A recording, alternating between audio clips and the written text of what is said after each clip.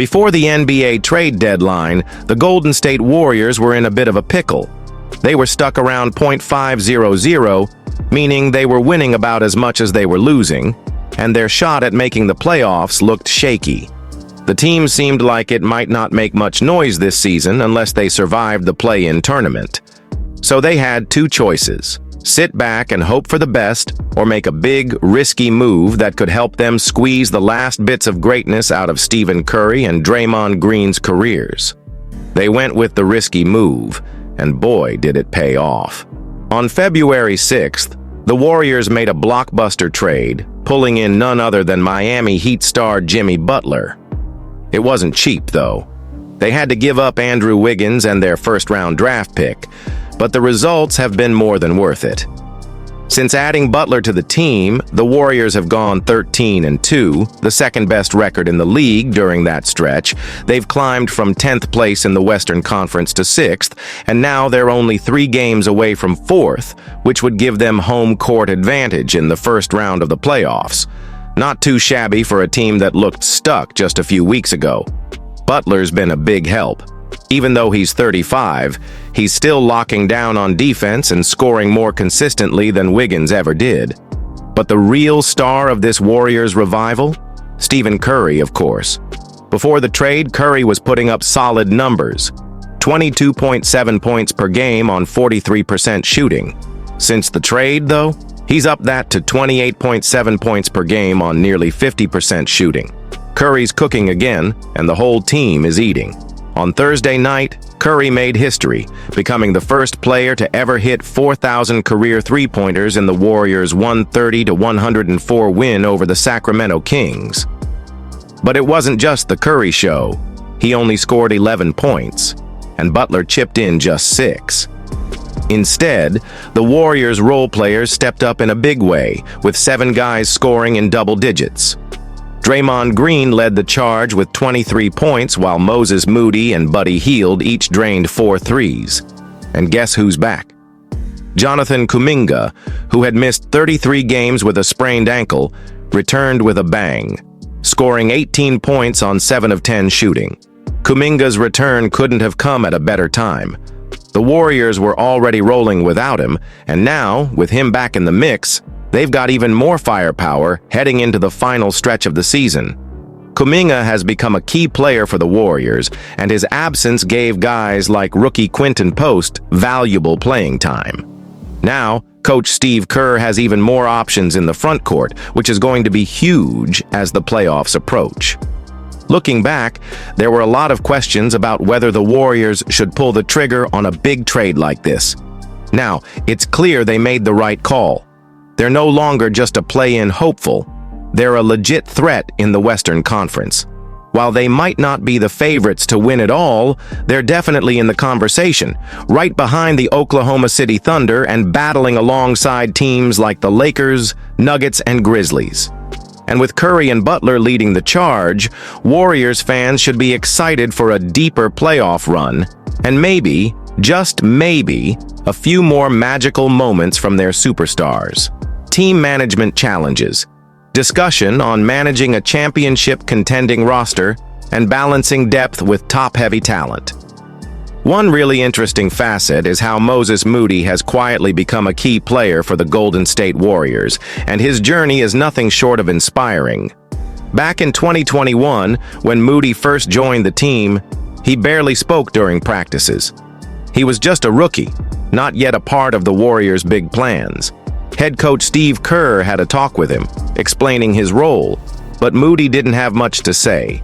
He simply nodded and dropped a wise quote from his dad: "A smooth sea never made a skillful sailor." That sums up his attitude perfectly.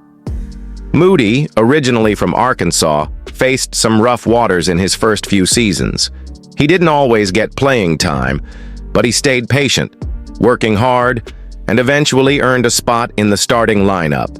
And since February 13th, he's been on fire.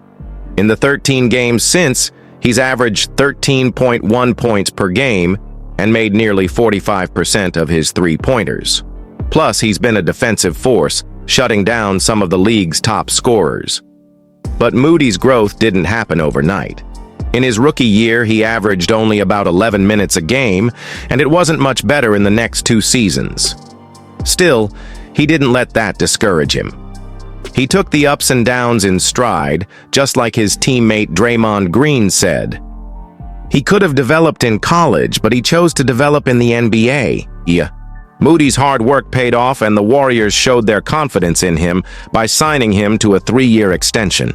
His shooting has gotten quicker, and his defense has improved, thanks to help from assistant coach Jerry Stackhouse.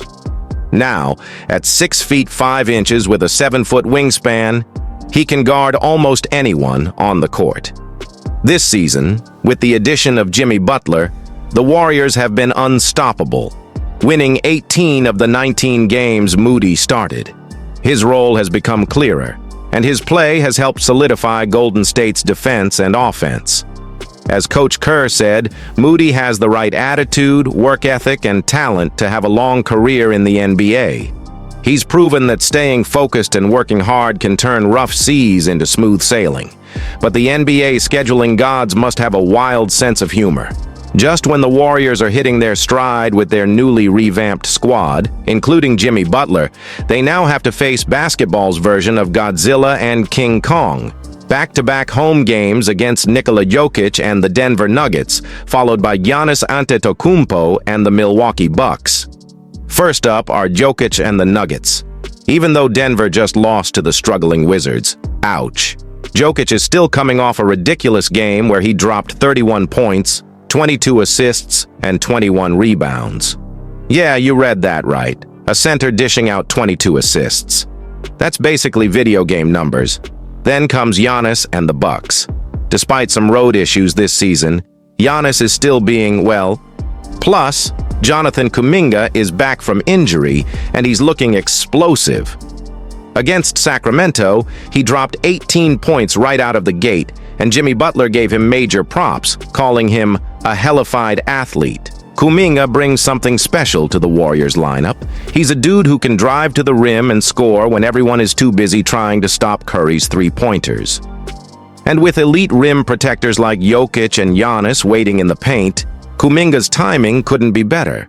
There's also rookie Quinton Post, who's about to face the ultimate challenge, guarding Jokic and Giannis. No one's expecting him to shut these guys down, but if he can hit some shots and pull them out of the paint, that'll create space for Curry, Butler, and Kuminga to attack. The real question is whether Post can hold his own defensively without getting eaten alive by these two monsters. So, how can the Warriors survive this 2-game gauntlet? They'll need to stick to their small ball game plan perfectly. That means moving the ball quickly to keep Denver and Milwaukee's defenses on their toes, taking advantage of mismatches when Jokic or Giannis get switched onto Curry, keeping the pace up to tire out the big guys but without turning the ball over, throwing some sneaky double teams at the stars to force other players to make plays. Denver's recent loss to the Wizards showed they struggle with defending the perimeter, and the Bucks haven't been great on the road either. Both of these things play in the Warriors' favor. If Golden State can split these 2 games, it's a win. If they manage to sweep Jokic and Giannis, the rest of the NBA better watch out.